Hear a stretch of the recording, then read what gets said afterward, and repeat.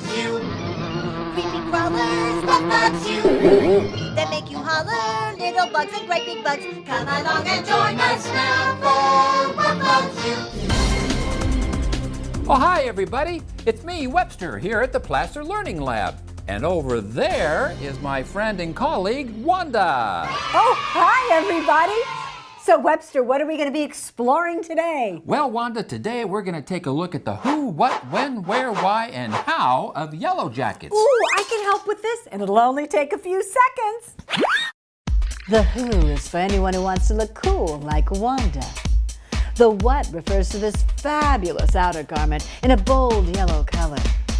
When? Whenever it gets chilly, or you just want to look stylish.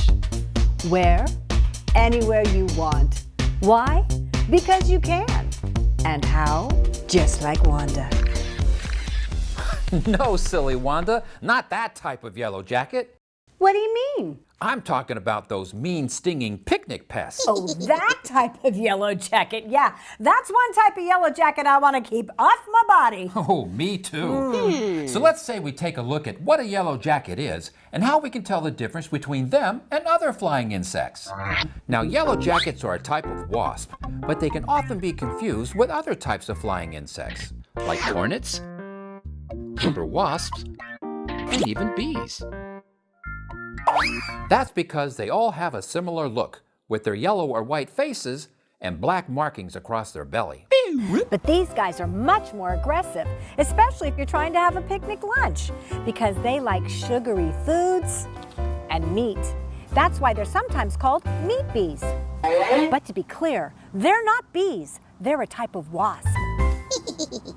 And these guys can be much more aggressive than a paper wasp or a bee, who only attack if they themselves or their nests are threatened, which is why we call them vectors. Vectors? They can sting and cause you harm. Now, the paper wasp and the yellow jacket are both part of the wasp family. And while they look similar, the big difference is in how they build their nests. Paper wasps build their nests above ground in an upside-down umbrella shape, and the nest looks like it's made out of paper. Yellowjackets can also build their nests above ground, but you'll usually find their nest underground or in a dark hole, like in a wall or a tree. Yellowjackets can attack you if you disturb their nests, or if they get hungry. When the weather turns colder and food sources are harder to find, they begin to starve, and that can make them very angry as they look for food, which is why they go after your picnic basket. When they get hangry, they can sting you multiple times, and their sting is very painful, more painful than a regular bee sting. You got that right. So make sure you don't tangle with them.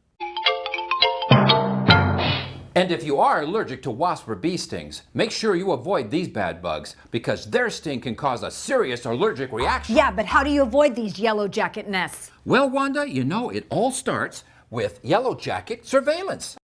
That's a big word. Oh, Here, I'll go out into the field and show you. my, people come and go so quickly around here.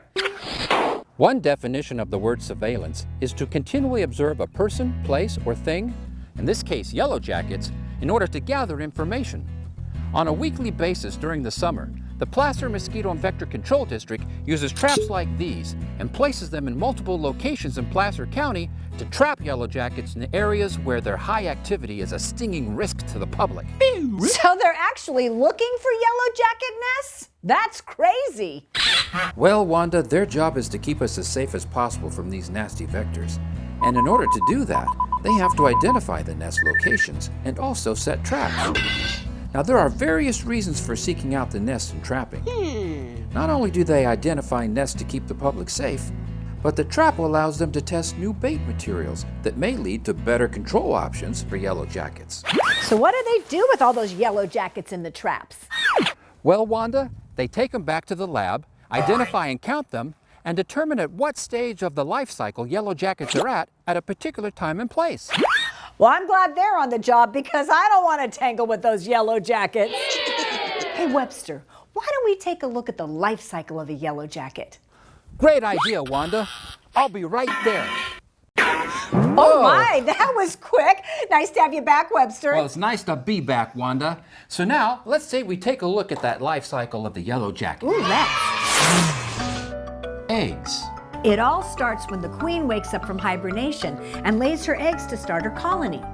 Yellowjackets live in colonies, which are kind of like their own little community, and that's where they build their nests for the queen to lay her eggs. Larva. After the eggs hatch, they turn into larvae, which look like little worms.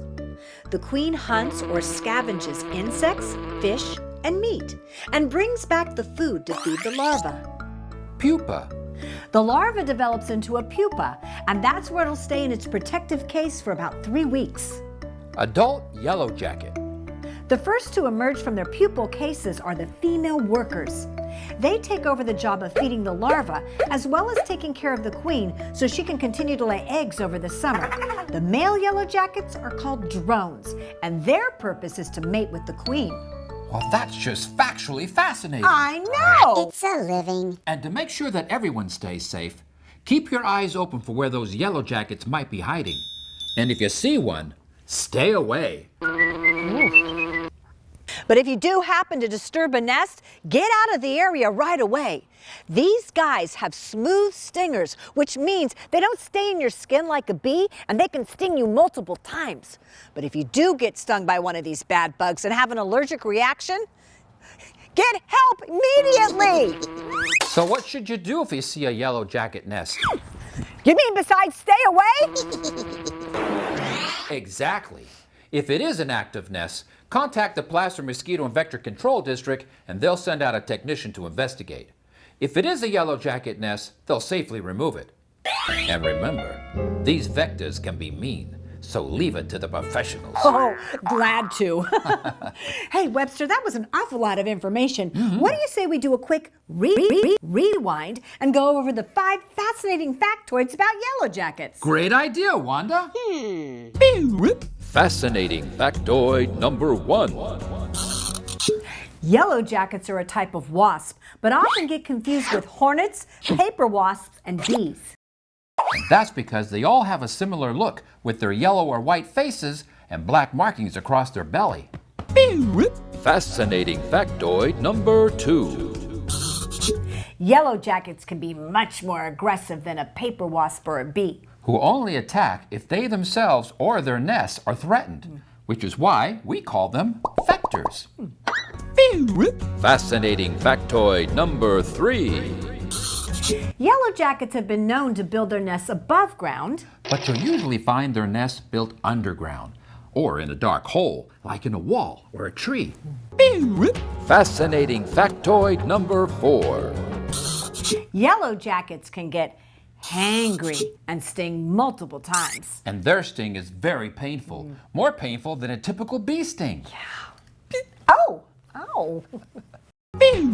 Fascinating factoid number 5. Yellowjacket nests are dangerous. If it's an active nest, contact the Placer Mosquito and Vector Control District, and they'll send out a specialist to investigate. Those really are some fascinating factoids. Well, that's all the time we have for today. For more information about yellow jackets and other vectors, And to see our other Learning Lab adventure videos, go to placermosquitolearninglab.org. and keep up with Placer Mosquito at Facebook, Twitter, Instagram, YouTube, TikTok, and Nextdoor. Until next time, I'm Webster. I'm Wanda. Bye-bye, everybody. Bye, everybody. What Bugs You with Webster and Wanda was brought to you by the Placer Mosquito and Vector Control District and Red Shoe Productions. Bye now.